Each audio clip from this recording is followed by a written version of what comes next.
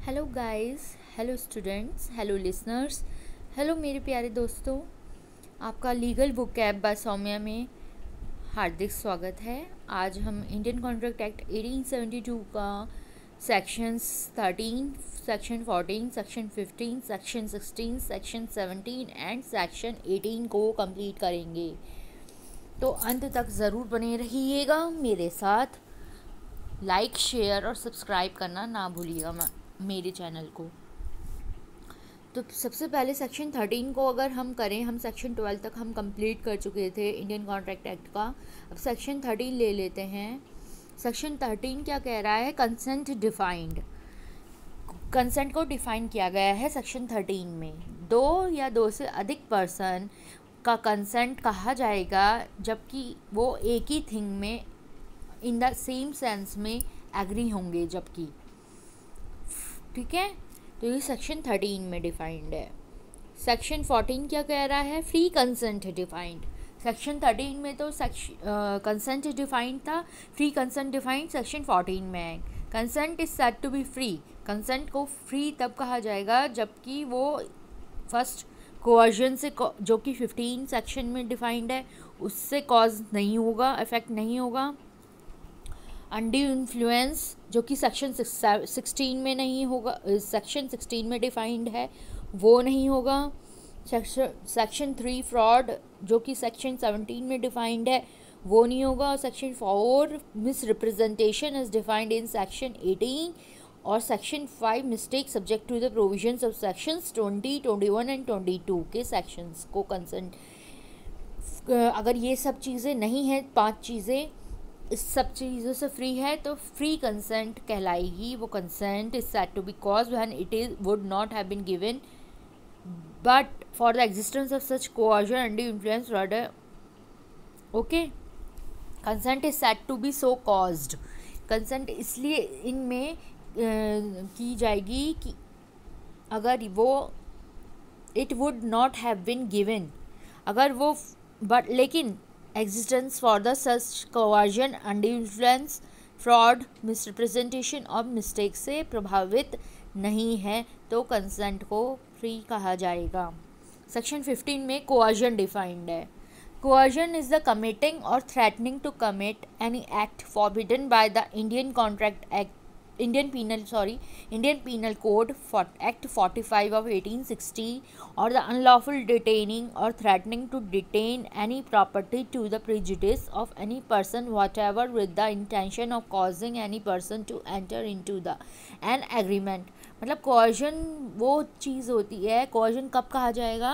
coercion is the committing, commit करने का, threatening करने का कि उस चीज़ को कमिट कर रहे हैं, उसकी थ्रेटन, और फॉरबिडन जो कि इंडियन पीनल कोड में है, और अनलॉफुल डिटेनिंग कर रहा है, थ्रेटनिंग टू डिटेन कर रहा है, और any property to the prejudice of any person whatever, किसी भी पर्सन के प्रिजुडिस से, with the intention of causing any person to enter into an agreement, with the intention of causing any person to enter into an agreement। agreement में वो person cause किया person enter हो, इस intention से उसको forcefully threaten करना, forbidden करना, रोकना, या unlawful detaining करना, ये थ्रेटनिंग टू डिटेन करना कोई भी प्रॉपर्टी को, प्रेजुडिस ऑफ एनी पर्सन, ये कहलाएगा coercion. Explanation is immaterial whether the Indian Penal Code is और is not in force in the place where the coercion is employed. Explanation अगर हम इसका देखें तो ये बिल्कुल भी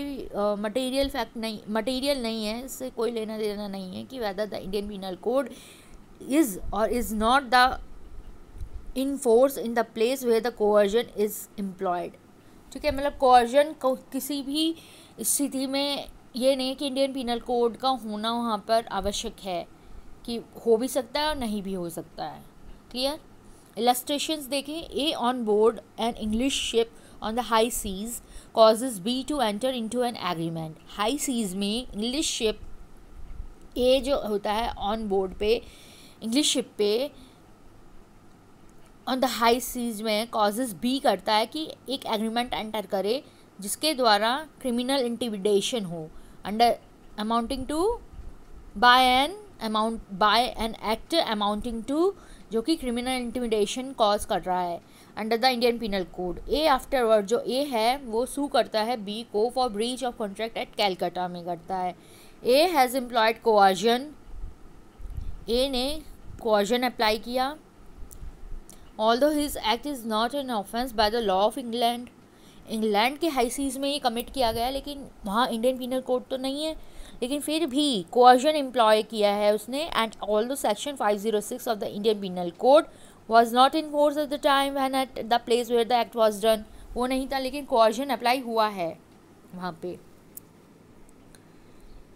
यही मैं ऊपर कह रही थी कि इंडियन पिनल कोड चाहे अप्लाई हो या ना हो वहाँ पे उस कंट्री में, फिर भी अगर कोआर्जन जैसी स्थिति पैदा हो रही है तो कोआर्जन कमिट करेगा वो बंदा। सेक्शन 16 अंडर इन्फ्लुएंस डिफाइंड है।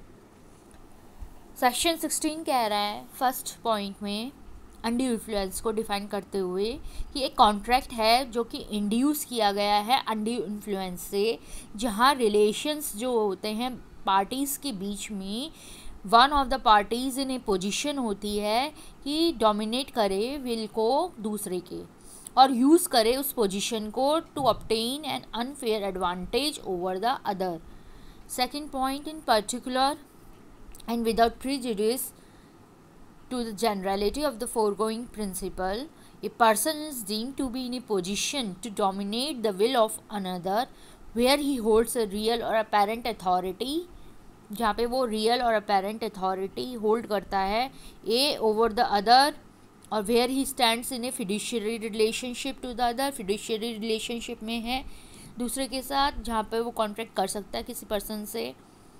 B whose mental capacity is temporarily or permanently affected by reason of age के कारण, illness के कारण, mental और bodily distress के कारण उसकी mental capacity है इस temporarily और affect की गई है, permanently affect की गई है। थर्ड है where a person who is in a position to dominate the will of another enters into a contract with him and the transaction appears होता है on the face of it or the evidence adduced किए गए हैं to be unconscionable, the burden of proving such contract was not induced by undue influence shall lie upon the person, उस person पे होगा कि ये burden undue influence का नहीं किया गया है। in a position to dominate the lies upon the person, उस person पे होगा in a position जो उस position में होगा to dominate the will of the other, जो कि will दूसरे की इच्छा को dominate कर सकता है। Nothing in this subsection shall affect the provisions of section 111 of the Indian Evidence Act 1872 के provisions को के section 111 को affect नहीं करेगा ये चीज़। Illustration क्या कह रही है?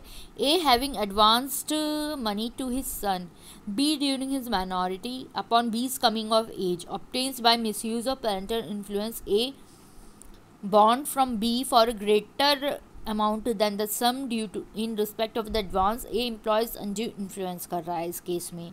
A man enfeebled by disease of age is induced by B's influence over him as his B medical attendant to agree to pay B an unreasonable sum for his professional services. B employs क्या कर रहा है? Undue influence. A being in debt to B, the money lender of his village contracts a fresh loan in terms C कह रहा है which appear to be unconscionable. It lies on B to prove that the किस पे लाई करेगा prove करना? To prove that the contract was not induced by undue influence. A applies to a banker. D का case है A applies to a banker for a loan at a time when there is a stringency in the money market. The banker declines to make the loan except at an unusually high rate of interest. A accepts the loan on these terms. This is a transaction in the ordinary course of business and the contract is not induced by undue influence. नहीं होगा इस case में। Section 17 fraud पढ़ते हैं। I hope आप लोगों को clear हो रहा होगा। ये 13, 14, 15, 16 हो गया होगा। कोई भी डाउट या क्वेरी हो तो कमेंट बॉक्स में लिखिएगा। हम कोशिश करेंगे कि पूरी की पूरी आपकी क्वेरीज़ को कमेंट बॉक्स में ही आंसर करें। फ्रॉड पढ़ लेते हैं।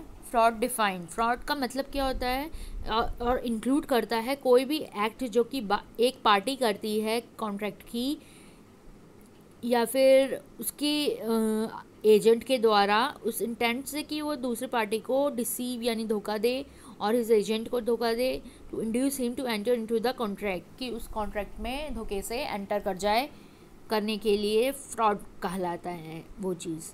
जो suggestion as a fact of which is not true by one who does not believe it to be true, true नहीं है, जो कि ट्रू किया ही नहीं जा सकता, बिलीव किया ही नहीं जा सकता। Active concealment of a fact, एक फैक्ट के को छुपाना बाय वन हैविंग नॉलेज, उससे कि उसके पास नॉलेज है और बिलीफ है of the fact. A promise made without any intention of performing it, promise जो कि किसी भी इंटेंशन के बगैर बना है, परफॉर्म किया गया है। Any other act fitted to deceive, कोई दूसरा अन्य फैक्ट जो कि डिसीव कर सकता है, डिसीव की डेफिनेशन में आ रहा है। Any such act or omission as a law specially declares to be fraudulent. Explanation, any such act or omission कोई भी कृत्य या ना करना as the law specially declares to be fraudulent कहा गया है किसी भी लॉ के द्वारा। Explanation, mere silence as to facts likely to affect the willingness of a person to enter into contract is not fraud. केवल अगर कोई व्यक्ति चुप है किसी फैक्ट्स को लेके और उसकी विलिंगनेस नहीं दिख रही है तो विलिंगनेस के आधार पर ये नहीं कह देगा चुप्पी के आधार पे कि वो कॉन्ट्रैक्ट में एंटर कर जाए, वो इज़ नॉट फ्रॉड है। अनलेस द जब तक कि द सर्कमस्टांसेस जो होते हैं केस के ऐसे होंगे कि regard being had to them it is the duty of the person keeping silence to speak, duty of the person है कि वो साइलेंस रखे बोलने से, unless his silence is in itself equivalent to speech, उसकी जो साइलेंस है जब तक स्पीच के इक्विवेलेंट नहीं होगी। Illustration, A sales by illustration है, A sales by auction to B. A illustrations बहुत ध्यान से पढ़िएगा क्योंकि और ये एग्ज़ाम्स में और प्री मेंस दोनों में आपके लिए हेल्पफुल हैं और आते भी हैं, तो उसका ख्याल रखिएगा।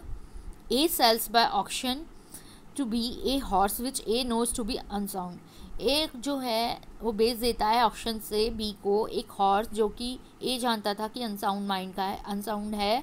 ए सेज नथिंग टू बी, कुछ भी बी को नहीं कहता है about horse unsoundedness, soundness. This is not fraud in A, ये फ्रॉड नहीं कहलाएगा। बी है, B is A's daughter and has just come of age, here the relation between the parties would make it A's due to tell B if the horse is unsound है। C B says to B A, if you do not deny it I shall assume that the horse is sound. A says nothing, here से silence is equivalent to speech है।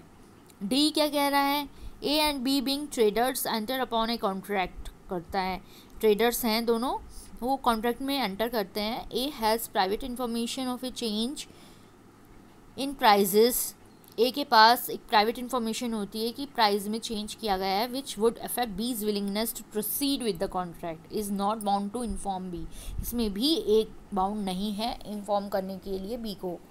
अब section 18 पढ़ लेते हैं जो कि आज के सेक्शन का लास्ट सेक्शन है। Section 18, misrepresentation defined.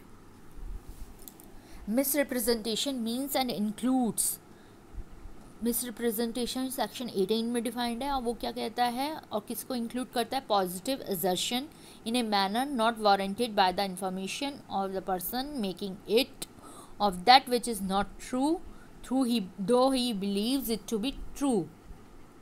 Any breach of duty which without an intent to deceive gains an advantage to the person committing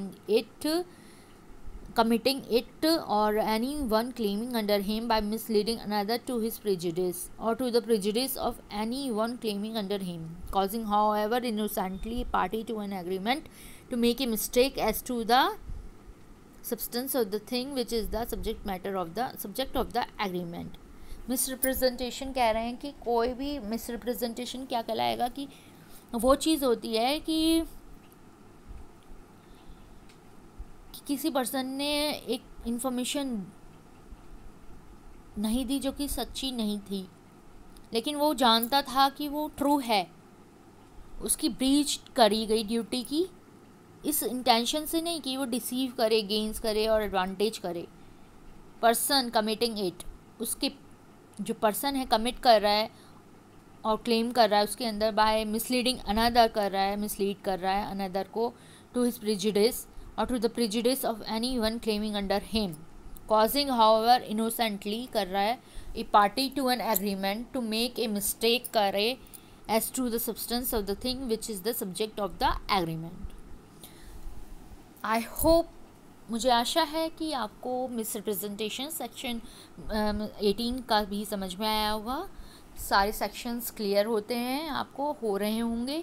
अगर नहीं हो रहे हैं, कोई भी डाउट है, कोई भी क्वेरी है, कोई भी क्वेश्चन है तो कमेंट बॉक्स में लिखना ना भूलिएगा। तब तक के लिए मैं आपसे इजाज़त चाहूँगी। नमस्कार। आपके जुडिशियरी एग्ज़ाम्स के लिए ऑल द बेस्ट। नमस्कार, थैंक यू।